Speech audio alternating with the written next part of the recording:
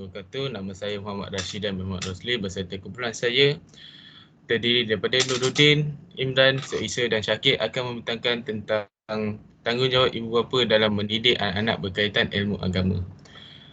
Slide seterusnya.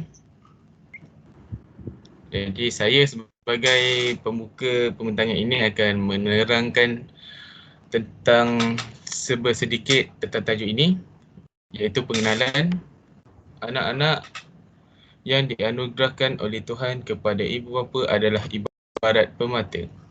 Sama seperti permata, batu itu perlu dibentuk dan dibela sehingga mempunyai nilainya. Begitulah anak-anak yang perlu dididik oleh ibu bapa. Bab kata pepatah, bagaimana acuan begitulah kuihnya. Komponen konteks keluarga memainkan peranan yang penting dalam usaha ibu bapa melibatkan diri dalam pendidikan anak-anak. Jadi saya akan memberikan kepada kawan saya yang seterusnya.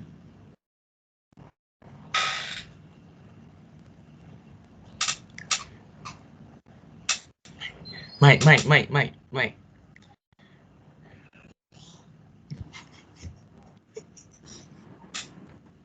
Assalamualaikum, saya Isa ingin membentangkan peranan ibu bapa dalam mendidik anak-anak. Salah satu caranya ialah mengajar anak-anak tentang ilmu agama dan serta ilmu Al-Quran. Selain itu, boleh menjadikan mereka sebagai insan yang soleh dan solehah. Mereka juga perlu dipupuk sejak kecil lagi bagi mewujudkan sifat tanggungjawab sebagai seorang insan di dunia. Dan akhir sekali perlu dipastikan ilmu duniawi dan ukhrawi dipelajari dengan seimbang. Anak-anak mendorong ibu bapa masuk ke syurga.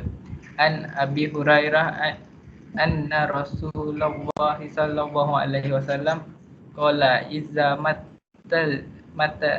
mata ilsanu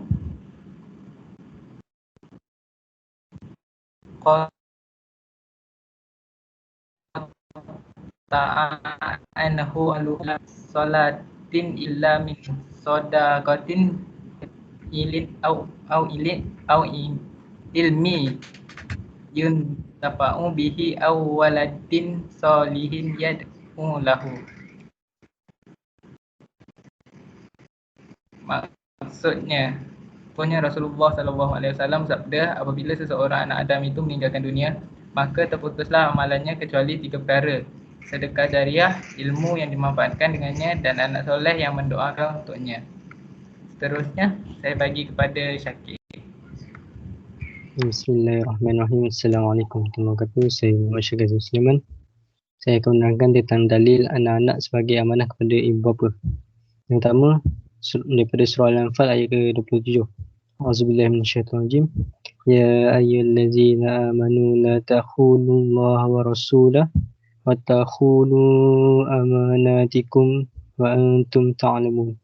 Maksudnya, wahai orang-orang yang beriman, janganlah kamu mengkhianati amanah Allah dan Rasulnya, dan janganlah kamu mengkhianati amanah-amanah kamu sedang kamu mengetahui salahnya. Surah Al-Anfal ayat ke-27. Dan surah yang kedua ialah daripada surah At-Taghabun ayat ke-15. A'udzubillahi minasyaitonirrajim. Innama amwalukum wa auladukum fitnah wallahu indahu ajrun azim. Maksudnya, harta benda dan anak-anak kamu hanyalah menjadi ujian, dan di sisi Allah ada pahala yang besar. Seterusnya, ganjaran dan akibat. Yang pertama, ibu bapa yang mendidik anak-anak mereka dengan perkara kebaikan dan anak tersebut mengamalkan ilmu tersebut, maka mereka akan mendapat ganjaran pahala yang mengalir terus selagi mana anak tersebut beramal dengan didikan tersebut. Yang kedua, ganjaran dan pahala di sisi Allah SWT bagi ibu bapa yang mendidik anak-anak mereka tentang ilmu agama Islam. Dan yang ketiga, terdapat ramai umat Islam yang tidak menutup aurat, lalai dengan ibadah serta ingkar perintah Allah kerana mereka tidak mendapat pendidikan agama dan secukupnya daripada ibu bapa mereka. Seterusnya saya akan serahkan kepada rakan saya iaitu Imran. Terima kasih. Saya Muhammad Imran Muhammad Mansur. Saya akan menerangkan tentang perbezaan persepsi terhadap pendidikan. Dalam Islam terdapat dua persepsi pengajian terhadap pendidikan, iaitu pengajian Islam terhadap pengajian Islam dan terhadap pengajian akademik. Pengajian Islam ialah diabaikan dan diabaikan dan tidak risau jika tidak cemerlang dalam ilmu agama, dan sebilangan ibu bapa hanya menghantar anak-anak mereka ke institusi pendidikan agama setelah melihat anak-anak mereka gagal di dalam ilmu akademik. Terhadap pengajian akademik pula, ibu bapa menghabiskan banyak wang untuk cemerlang dalam akademik dan mereka hanya menyangka ilmu dunia itu semata-mata membantu anak mereka berjaya di dunia. Solat dan ibadah. Ibu bapa perlu memastikan anak-anak mereka menunaikan solat fardu sejak kecil lagi, iaitu dengan menegur ataupun merotan mereka selepas mereka balik. Yang kedua, menegur mereka jika terlalu lalai dan leka dengan duniawi supaya dapat menyimbangkan dunia dan akhirat, iaitu apabila bekerja perlu solat juga. Dan yang ketiga pula, melakukan ibadah-ibadah yang wajib dan sunat bersama anak-anak mereka. Ini supaya anak-anak mereka dapat mengikuti langkah-langkah yang ditunjukkan oleh ibu bapa mereka. Dan terakhir juga, ibu bapa perlu menuntut ilmu agama agar dapat disemaikan dalam diri anak-anak mereka sejak kecil lagi. Sekian, itu saja daripada saya.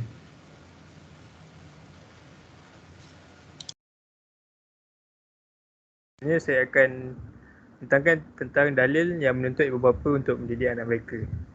Dalil ini akan menyokong poin-poin yang berada di atas. Bismillahirrahmanirrahim. Suruhlah anak kamu mengerjakan solat apabila telah mencapai umur 7 tahun dan pukullah mereka jika enggan menunaikan solat sedangkan mereka sudah berumur 10 tahun. Riwayat Imam Ahmad. Riwayat hadis yang seterusnya, setiap anak yang dilahirkan itu dalam keadaan fitrah, iaitu suci dan bersih. Kedua, ibu bapanya lah yang mencorakkannya menjadi Yahudi atau Nasrani atau Majusi. Hadis riwayat Bukhari. Dalil kelebihan solat. Asluma a'udzubillahi minasyaitonirrajim. Asluma ilaika minal kitabi wa aqimus shalah. Innas salata tanha 'anil fahsya'i wal munkar. Walazirullahu akbar wallahu ya'lamu ma tasna'un. Surah At-Tawwabun ayat 45. Terjemahan, bacalah kita Al-Quran yang telah diwahyukan kepada kamu dan laksanakanlah solat. Sesungguhnya solat itu mencegah daripada perbuatan keji dan mungkar. Dan ketahuilah mengingati Allah itu lebih besar keutamaannya daripada ibadah yang lain. Allah mengetahui apa yang kamu kerjakan. Sebabkan itulah ibu bapa perlu mengajar anak-anak mereka solat sejak daripada kecil lagi. Seterusnya. Assalamualaikum, nama saya Muhammad Rashidan. Saya akan memberikan kesimpulan daripada semua poin-poin yang diberikan oleh ahli kumpulan saya tadi terhadap tajuk ini. Sebagai penutup, kesimpulannya, setiap ibu bapa mempunyai amanah dan tanggungjawab terhadap anak-anak bagi mendidik mereka supaya mengetahui pengetahuan terhadap ilmu agama seperti cara mengaji Al-Quran, rukun solat, rukun iman dan rukun Islam. Dengan ini, anak-anak kita boleh menjadi anak yang soleh, beriman, bertanggungjawab dan juga beradab terhadap orang di sekeliling mereka. Jadi, itu saja daripada kami. Assalamualaikum warahmatullahi wabarakatuh. Sekian, terima kasih.